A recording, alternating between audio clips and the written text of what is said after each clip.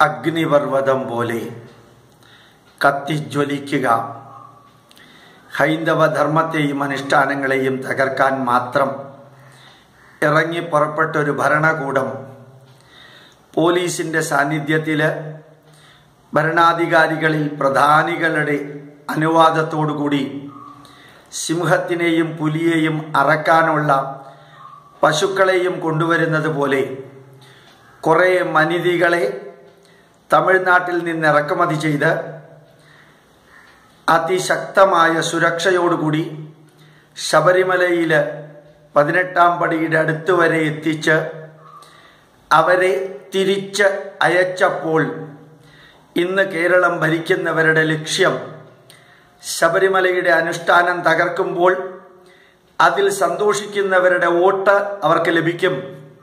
ഒരു വിഭാഗം ക്രിസ്ത്യാനിയുടെ, ഒരു വിഭാഗം മുസ്ലിമിൻ്റെ, ഒരു വിഭാഗം ഹിന്ദുക്കളുടെ വോട്ട് അവർക്ക് ലഭിക്കും.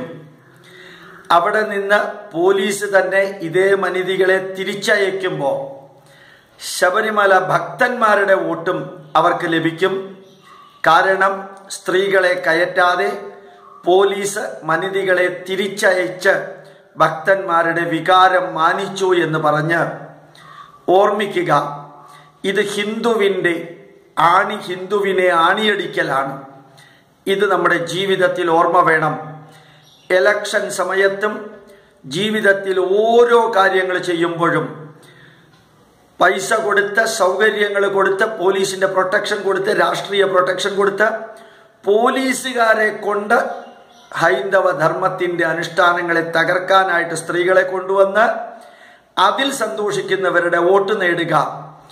ശബരിമലയിൽ കയറ്റാതെ അവരെ തിരിച്ചുവിട്ട് ശബരിമല ആചാര സംരക്ഷണം ഗവൺമെന്റ് നടത്തി എന്ന് തോന്നലുണ്ടാക്കി ആചാര സംരക്ഷകരുടെയും വോട്ട് നേടുക. വൈരുദ്ധ്യാധിഷ്ഠിത അവസരവാദ അടവ് തട്ടിപ്പ് നയം പരാജയപ്പെടുത്തണം. പ്രണാമം.